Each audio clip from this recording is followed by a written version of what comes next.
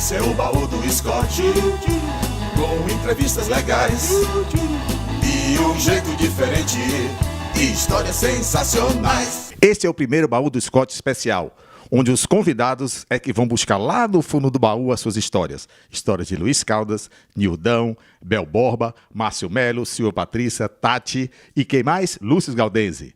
Agora a pegadinha do baú. E conte aí uma história que só o Nildão sabe. Pode ser em qualquer situação, de alguém, não quiser dar o nome, não dê, mas que a gente saiba de uma coisa lá do fundo do baú de Nildão. Uma história absurda. Rapaz, a história mais absurda que eu vi até hoje, assim, que eu não esperava, eu tinha que levar uma arte final para o pessoal da Proteg, né? E aí eu estava ali no Bom Preço, e aí peguei um táxi com um cara, que quando eu entrei no táxi, ele já virou de lado olhando uma mulher assim, que não tinha gostosura nenhuma, e dizendo assim... Que mulher gostosa. E eu dizendo, pô, cadê essa mulher? E olhava e achava aquilo muito estranho, porque aquela mulher não era gostosa, né? Aí eu fiquei meio sem jeito dentro do carro, assim, eu falei, pô, sou um cara meio tímido. Eu falei, o que é que eu vou dizer para ele? Eu falei, ó, eu me lembro de um grafite que eu vi aqui no bar, no 68, que tinha ali no Rio Vermelho, eu vi um grafite que me surpreendeu, porque era uma coisa assim completamente absurda. Ele virou para mim e falou, qual é o grafite que você viu? Eu falei, olha, eu vi escrito lá no banheiro masculino a seguinte frase, buceta até de muleta. Aí ele parou, olhou para mim e falou, você tem razão, tem cada aleijadinha que eu vou te contar, cara, porque com aquela bundinha torta andando assim, que delícia. Eu falei, pô, esse cara é tarado. Márcio, tem alguma história que esteja lá no fundo do baú, que ninguém nunca escutou, que você queria a oportunidade agora de contar? Existe alguma?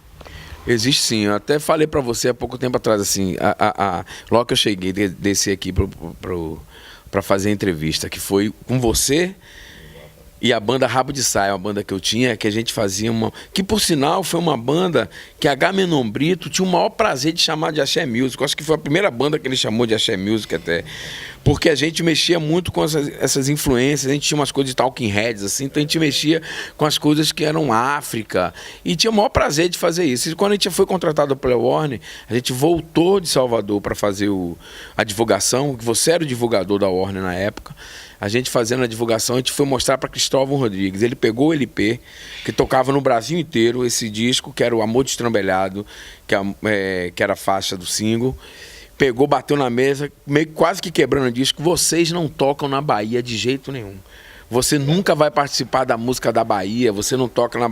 Então, assim, eu me senti super ofendido na época, eu deveria ter batido nele. Hoje ele é meu amigo. Eu encontro com ele, ele me dá abraço. A gente vive que a música tem dessas coisas. Mas, assim, tipo, ali já foi um começo que você vê que como as pessoas são tacanhas na música da Bahia, né? As pessoas são bestial, assim, no que fazem, sacou? Eles já vão tolhando o broto ali nascendo, a música nascendo ali na raiz, sacou? A gente buscando influência de muita coisa, a gente fazendo uma música totalmente baiana, tanto é que a gente chegava no Rio e as pessoas não se identificavam com o nosso tipo de som porque achavam Bahia demais, e aqui na Bahia a gente era fora demais, sacou? Então, assim, o cara pegou, bateu o disco, quebrou praticamente o disco e disse que eu não tocava nunca na Bahia. Tô aí tocando o tempo inteiro e ele não tá mais fazendo porra nenhuma. Isso é Bahia, né, maluco? Isso é Bahia. Conte uma história do fundo do baú que ninguém não conhece de Ricardo Castro. Ou que você tenha presenciado. Não precisa dizer nem o nome, mas contar pra gente. Se não quiser, dizer o nome também. Eu posso contar uma história que é engraçada. Eu fui Cebolinha na Turma da Mônica, quando eu morei em São Paulo, trabalhei para o Maurício de Souza. E foi o único lugar na minha vida onde eu era o mais alto de todos, veja você. Só ali que eu era grande. Bom, a gente usava uma cabeça de poliuretano bem grande, e os olhos para piscar da máscara era uma fita que passava aqui com velcro embaixo do queixo, e para piscar você tinha que fazer. E aí, uma vez por mês, a gente fazia um café da manhã no Parque da Mônica. E aí se interagia com as crianças mesmo, porque o show era no palco. E eu nunca gostava de fazer, porque criança sabe como é, barbariza com o boneco, né? Belisca, chuta, massa. Aí quando eu disse deu, que eu podia voltar pro camarim, eu saí correndo e cruzei uma porta dessas assim, de cabaré, de faroeste. E entrei, a primeira coisa que eu fiz foi tirar o cabeção e botar o pé em cima da bancada. Eu não tinha visto que um garoto me seguiu. Quando eu tirei a cabeça, que eu olhei assim, eu olhei pro espelho, eu vi o menino. Aí quando eu olhei pro menino, ele tava assim... Chocado. Tipo, o Cebolinha tem um doido dentro, né? Cabeça de banda. Aí eu esqueci que tinha tirado a cabeça, olhei pro moleque e fiz assim, ó. Aí eu tenho certeza que esse moleque nunca mais... Maurício, foi mal, bicho. Era que tava um calor danado. Valeu. Conte uma história que só você sabe, que ninguém sabe ainda, para seus admiradores. Rapaz, uma história que só eu sei. Da cozinha, do exército, do que você Beleza, eu vou te contar uma história bacana. Certa vez eu estava no Havaí, 1994.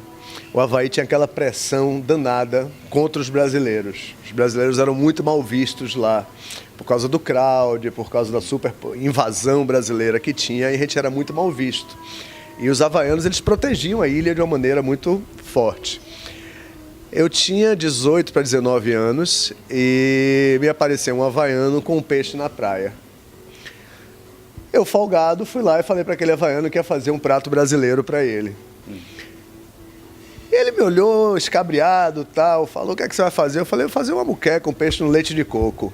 Eu falei: como é isso, tal, rapaz? Os outros brasileiros estavam comigo, falaram: você é maluco? Onde é que você vai achar leite de coco aqui? Que eu olhei pro coqueiro em cima, subi no coqueiro, arranquei os cocos, peguei a carne, bati, fiz o leite de coco, pegamos uma cebola, um tomate, um negócio, fizemos uma muqueca. Resumindo a história, esses havaianos me adoraram, eu virei o pupilo dos havaianos. E a brasileirada não entendia.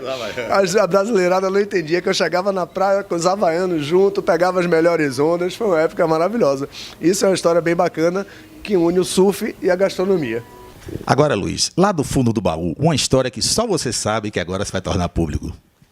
Uma coisa interessante que aconteceu uma vez, estava eu e Cazuza no Teatro Fênix, no programa do Chacrinha, e como as gravadoras sempre mandavam tipo 2 artistas ou 3 num carro só, como era meio apertado o local para parar muitos carros, teve que sair eu, Cazuza, num carro só. E tinha um produtor meu amigão, Fernando Lima, que ele tinha o cabelo igual ao meu, o visual igual ao meu, e tinha muita gente na porta, entendeu?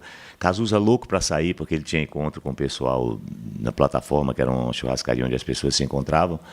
E aí, nessa eu tive que ir no bagageiro e Fernando Lima do meu lado, do lado de Cazuza, se passando por mim, entendeu? Para poder passar no meio da galera. E a gente conseguiu, assim. Que legal, valeu.